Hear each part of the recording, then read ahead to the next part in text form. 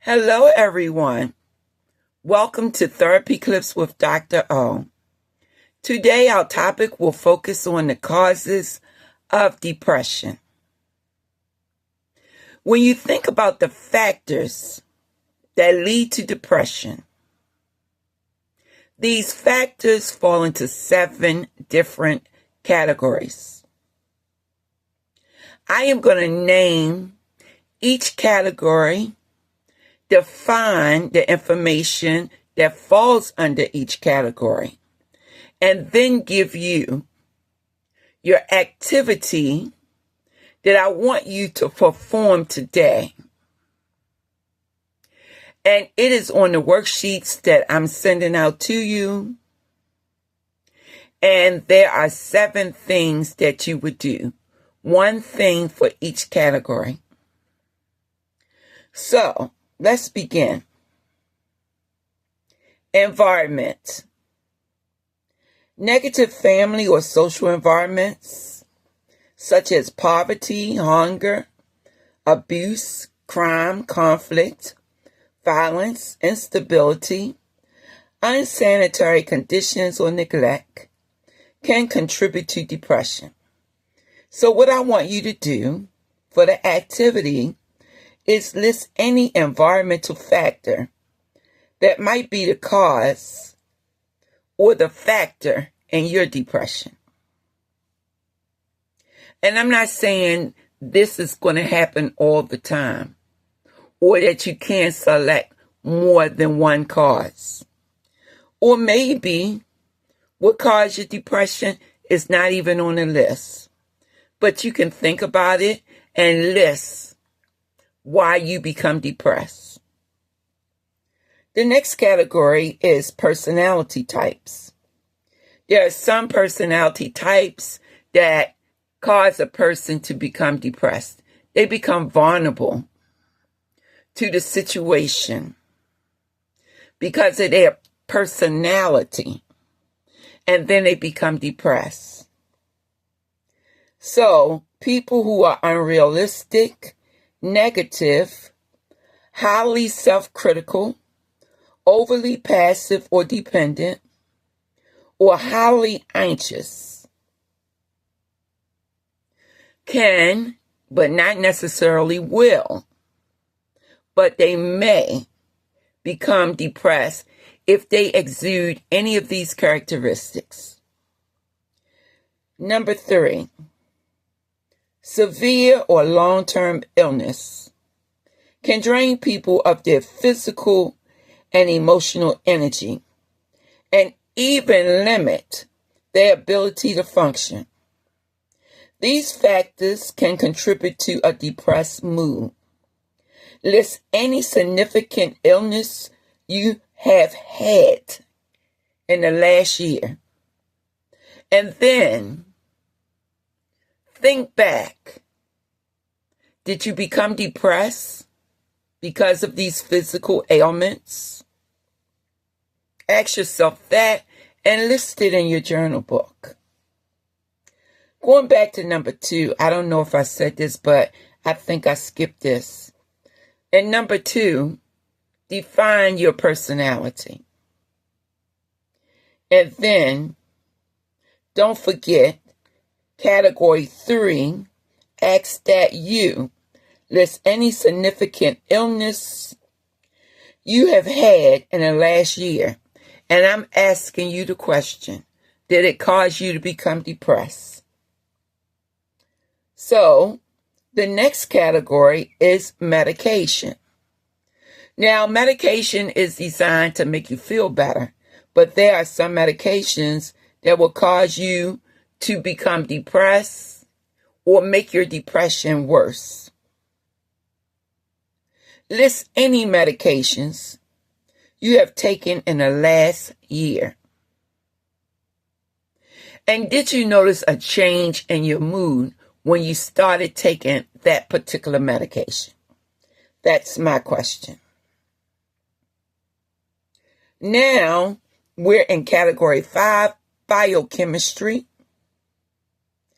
And it consists of those hormone changes exercise, diet, and even the change in season can cause imbalances in your brain chemistry.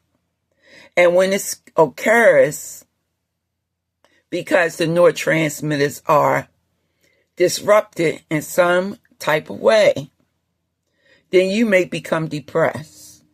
And that's why you take certain medications for your depression to help to correct the functioning of those neurotransmitters. So when you think about it, think about serotonin. Think about dopamine. Think about norepinephrine. Think about gamma-aminobutyric acid. These are the 4 neurotransmitters that, if deficient in any type of way, can lead to some type of mental disorder symptom. And that's what I want you to understand. Now, I want you to list anything in your life that may have affected your brain chemistry. Once again, sometimes they malfunction and doesn't work the way they're supposed to. And you notice a change in your mood. And you may even notice a change in your thinking patterns and your behavior. If you ever notice any of these things, then please report to your physician, describe it, and they can run tests to see if anything is off balance. Not only your physician, but your psychiatrist can also do the same thing. Okay? Let me explain to you that a psychiatrist is a medical doctor. So when you explain your symptoms, then that doctor is paying attention and will run tests to make sure all of your brain chemistry is in balance and operating the way that it should. And if not, that physician or psychiatrist or nurse practitioner can prescribe you medications. Okay? So let's go to the next category, genetics. Well, with genetics and depression, what's said is that depression runs in families. Okay? Sometimes these genetic factors are triggered early in life, and sometimes much later. List any family members you know who have suffered from depression. And the final category that we will speak about today is substance abuse, which includes drugs and alcohol. Drugs and alcohol can cause chemical changes in the brain that affect your mood to change. Okay? So when you think about substances, even marijuana, and you're ingesting these different types of substances and drinking alcohol when you shouldn't be, or you're drinking it excessively, then guess what? Your brain is adjusting to that drug of choice. Sooner or later, depending on whether or not this is a drug like heroin or heroin, I can't say the word, any type of opiates, prescription medications, like Percocet, oxycodone, Oxycontin, okay? Even medication that's prescribed for the opiate addictions. People become addicted to, and with that, they are building tolerance. And when they stop using that particular substance, they're going to undergo a withdrawal symptom or several. Now, this also occurs with the alcohol that people drink. If they drink too much, they're building tolerance. And what that means is that you're going to need more and more of the substance to achieve the effects that you would like to achieve. Upon cessation, that means stopping, then once again, there will be a withdrawal syndrome. It occurs with the benzodiazepines too. So you have to be committed to maintaining sobriety and not engaging in any type of substance use. Now, I know marijuana is legal, and most people think that there is not much that happens because you smoke marijuana. Well, stop smoking marijuana and see how irritable you be. Okay, that's a part of withdrawal symptoms too. And so I want you to be a person that is committed to harm reduction if you're smoking marijuana, or if you're smoking cigarettes, or using any type of nicotine product. I want you to commit to harm reduction. And harm reduction means that you're going to decrease your amount of intake a little at a time. And as you decrease it, you stick to the decrease in using that substance. So if you're taking in, by smoking, 3 blunts a day, harm reduction would say 2 at first.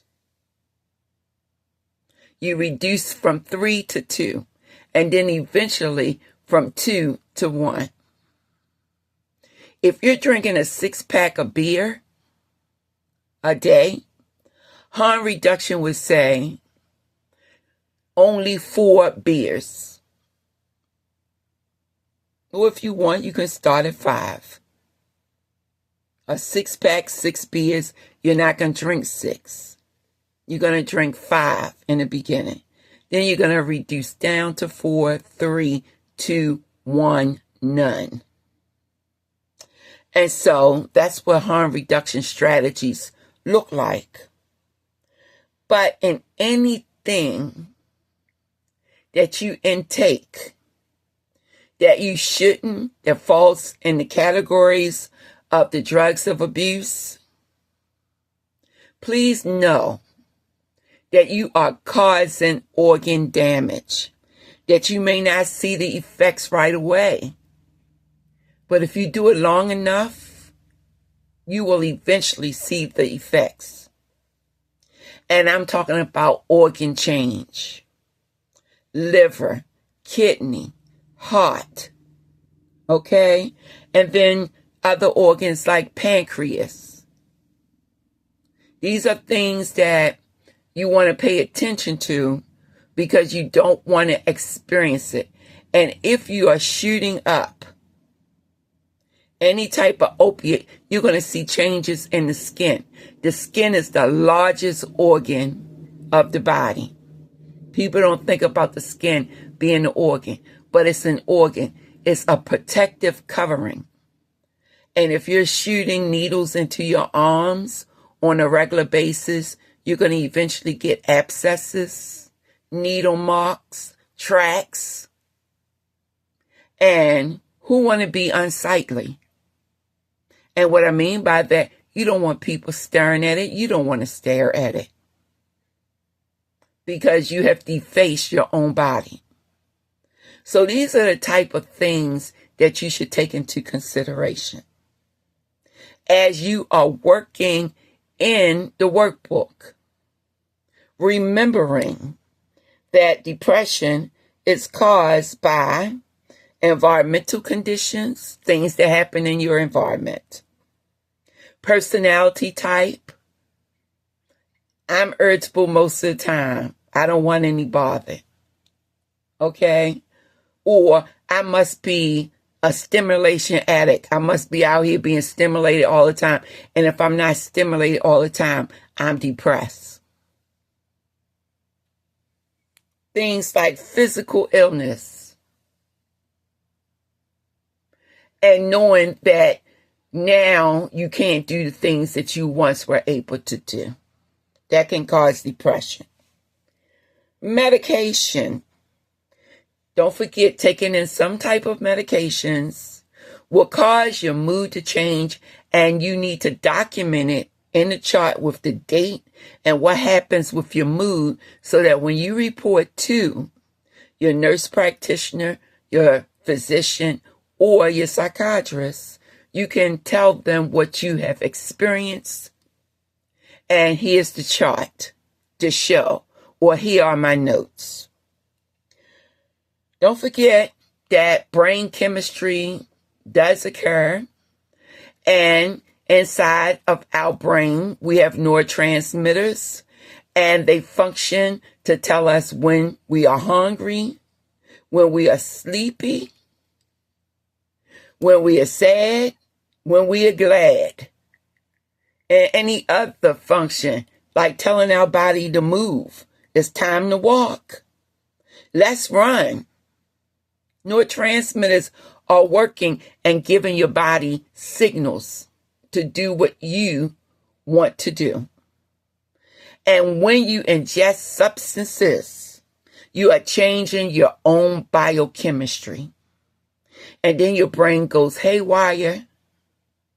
And then you have to report to some mental health professional to get your brain back on track. But also doesn't have to occur because of drugs. It can occur because of genetics. It runs in my family. I inherited the gene. Now I get depressed. Not me actually, but using myself as an example. Okay? And that is the conclusion of this presentation. I want to thank you for your time. I want you to engage in your worksheet activities. Any activities that I send out to you, please engage. It only takes you 15 minutes to pull out your workbook or your worksheet, which is electronic, and your journal book is what I intended to say. So pull out your journal book. Write your answers in your journal book. It's for your own self-improvement. And we are always working towards our wellness. So with that being said, I want you to be blessed and have a special day. And remember, if you are depressed, we create our own happiness. And you can change the channel anytime you get ready. If you feeling sad, you can say, you know what? I am not going to sit around here feeling sad. I'm going to take a nature walk in the park. By the time you are finished with that walk, those endorphins, dimorphins, and enkephalins have kicked in, and you have a surge of energy, and I feel good. Naturally. Because of the natural opiates in our brain. Okay? So once again, be blessed today. You owe it to yourself. Take care until we meet again.